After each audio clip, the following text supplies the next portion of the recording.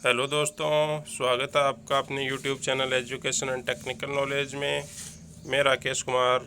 आज 27 अप्रैल के daily current affairs के साथ शुरुआत करते हैं आज के डेली करंट अफेयर्स। पहला क्वेश्चन है, वर्ल्ड इम्यूनाइजेशन वीक कब मनाया गया? तो पहला ऑप्शन है 22 से 28 अप्रैल, सेकंड है 23 से 29 अप्रैल, थर्ड है 24 से 30 अप्रैल, फोर्थ है इनमें से कोई नहीं। तो दोस्तों इसका सही आंसर है 24 से 30 अप्रैल। तो ये वीक वर्ल्ड के अंदर इम्यूनाइजेशन सिस्टम को बढ़ावा देने के लिए और बीमारियों को दूर करने के लिए और उनमें जागरूकता फैलाने के लिए मनाया गया, जो 24 से 30 अप्रैल के बीच मनाया जा रहा है। सेकंड अपन देखते हैं, हाल ही में IICT, जिसकी फुल फॉर्म है Indian institute of chemical technology, ने स्वदेशी दवा निर्माण के लिए किसके साथ समझौता किया है? पहला ऑप्शन है Sun Pharma, second Unilever limited, third लक्साई लाइफ साइंस, फोर्थ है मेडिकल काउंसिल ऑफ इंडिया। तो इस क्वेश्चन का जो सही आंसर है वो है लक्साई लाइफ साइंसेज। तो दोस्तों अभी हाल ही के अंदर देश के अंदर कोविड-19 कोरोना काफ़ी तेज़ी से फैल रहा है और Indian institute of chemical technology ने स्वदेशी दवा निर्माण और मेडिकल इंग्रेडिएंट्स पर चीन की निर्भरता रोकने के लिए इन्होंने लक्साई लाइफ साइंसेज के साथ में कोलैबोरेशन किया है, ताकि स्वदेश के अंदर जो मेडिकल दवाइयाँ हैं उनके इंग्रेडिएंट्स देश के अंदर ही निर्माण किए जा सकें। नेक्स्ट थर्ड पर्सन है, वर्ल्ड इंटेलेक्चुअल प्रॉपर्टी दिवस कब मनाया गया? तो इसका सही आंसर पहले अपन देख लेते हैं। इसका सही आंसर ऑप्शन है 24 अप्रैल, 25 अप्रैल, 20 अप्रैल और 26 अप्रैल। तो इसका करेक्ट आंसर है 26 अप्रैल को ये वर्ल्ड इंटेलेक्चुअल प्रॉपर्टी दिवस मनाया गया। विश्व बौद्धिक संपदा अधिकार दिवस इसको बोलते हैं। इसके अंदर जो भी कोई आदमी अपने नए इनोवेशन करता है या वो अपने पेटेंट करवा लेता है और उस हिसाब से वो दूसरे देश को टेक्नोलॉजी या प्रोडक्ट उपलब्ध करवाता है। तो ये मनाया गया 26 अप्रैल को। नेक्स्ट अपन देखते हैं, हबल स्केप टेलीस्कोप किस संस्था से संबंधित है? हबल स्पेस टेलीस्कोप देखा जाए तो इसके ऑप्शन है नासा, इसरो, उपयुक्त दोनों या इनमें से कोई नहीं। तो इसका जो करेक्ट आंसर है वो है नासा। नासा की जो फुल फॉर्म हुआ है national aeronautics and space administration. NASA का हेड क्वार्टर है वाशिंगटन DC के अंदर इसका हेड क्वार्टर है। और हबल स्पेस टेलीस्कोप क्यों चर्चा के अंदर है? क्योंकि ये चर्चा में इसलिए है क्योंकि हाल ही में इसने 30 साल लॉन्गेस्ट लाइवली मिशन है नासा का, 30 ईयर्स है वो कंप्लीट कर लिए हैं। नासा का स्पेस टेलीस्कोप है ये, जिसने 30 साल कंप्लीट कर लिए, इसलिए अभी ये न्यूज़ के अंदर बना हुआ है। नेक्स्ट अपन डिस्कस करते हैं, एशियन डेवलपमेंट बैंक ने भारत को कोरोना पैंडेमिक से लड़ने के लिए कितना फंड दिया है? तो पहला ऑप्शन है $5.2 बिलियन, थर्ड है सेकंड है $3.6 बिलियन, थर्ड है $2.2 बिलियन और फोर्थ है $4.8 बिलियन। तो दोस्तों तो इसका सही आंसर है $2.2 बिलियन, जो कि तकरीबन 16,700 करोड़ रुपए होते हैं।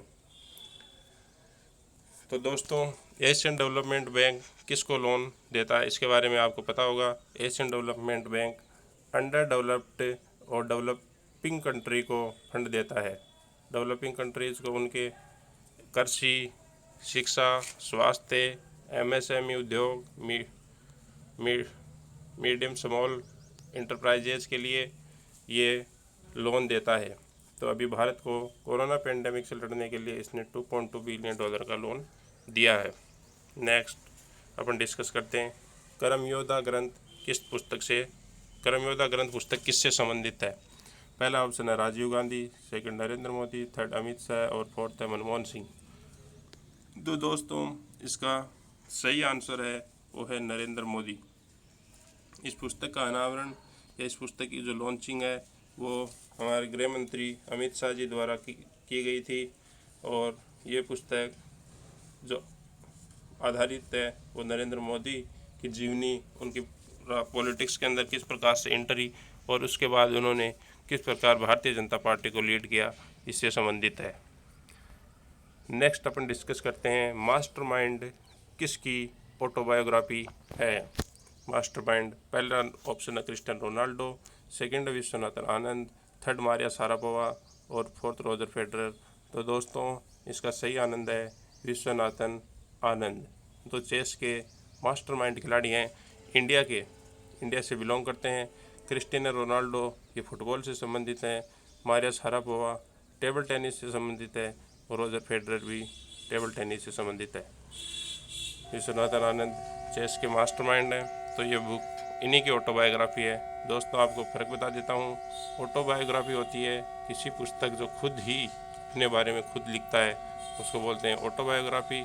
और बायोग्राफी होती है किसी आदमी के बारे में, किसी इंसान के बारे में, किसी दूसरे द्वारा जब वो लिखी जाए तो बायोग्राफी कहलाती है। नेक्स्ट क्वेश्चन है IM बैडमिंटन जागरूकता अभियान का ब्रांड एम्बेसडर किसे बनाया गया है। क्वेश्चन IM बैडमिंटन जागरूकता अभियान का ब्रांड एम्बेसडर किसे बनाया गया है।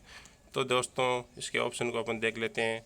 ऑप्शन को अगर देखा जाए तो पहला ऑप्शन है साइना नेहवाल, सेकंड है PV संधू, थर्ड है कैरोलिना मारिन और फोर्थ है किदाम्बी श्रीकांत।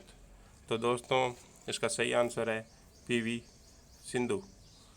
दोनों बैडमिंटन से खिलाड़ी संबंधित है, Saina Nehwal badminton, PV Sandhu badminton, Carolina Marin badminton और किदाम्बी श्रीकांत बैडमिंटन। PV संधू अभी हाल ही में बैडमिंटन को बढ़ावा देने के लिए और जागरूकता फैलाने के लिए IM बैडमिंटन अभियान की जो ब्रांड एम्बेसडर बनाया गया है वो बनाया गया है PV सिंधु को। नेक्स्ट अपन देखते हैं हाल ही में वर्चुअल अदालतों की शुरुआत करने वाला पहला राज्य कौन है। तो दोस्तों इसके ऑप्शन है मध्य प्रदेश, सेकंड ऑप्शन है झारखंड, थर्ड ऑप्शन है उत्तर प्रदेश और फोर्थ ऑप्शन है राजस्थान। तो दोस्तों इसका जो सही आंसर है वो है उत्तर प्रदेश। उत्तर प्रदेश देश का पहला राज्य बन गया है जिसने वर्चुअल अदालतों की शुरुआत की है। तो दोस्तों आप बताएं वर्चुअल अदालत क्या होती हैं। चलो वर्चुअल अदालत होता है कि केसों की ऑनलाइन सुनवाई करना।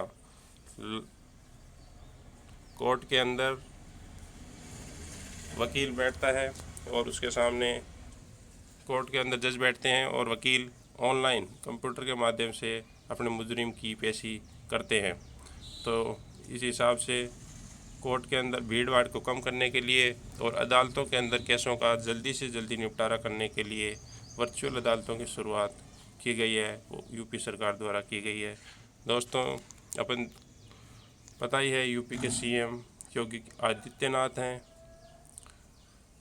और यूपी की राजधानी लखनऊ है। नेक्स्ट अपन देखते हैं हाल ही में वोडाफोन आइडिया ने किसके साथ मिलकर रिचार्ज साथी कार्यक्रम शुरू किया है। तो दोस्तों वोडाफोन आइडिया ये दोनों कंपनियां विलय हो चुकी थी।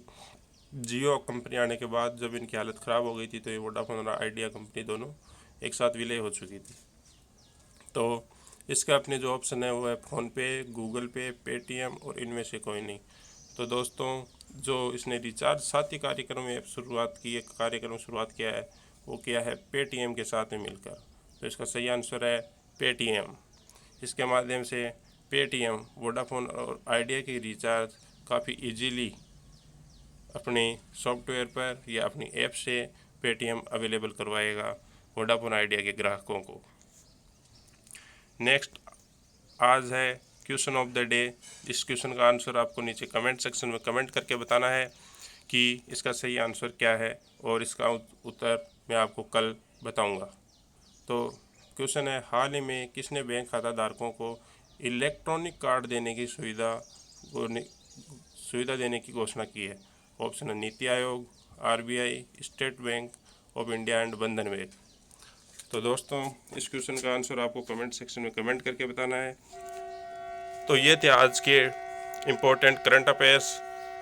दोस्तों वीडियो को ज़्यादा से ज़्यादा लाइक एंड शेयर करें। अगर आप चैनल पे नए हैं तो चैनल को सब्सक्राइब करना ना भूलें। कल अपन मिलेंगे वापस मॉर्निंग के अंदर नेक्स्ट डे करंट अफेयर्स के साथ। Thank you. धन्यवाद।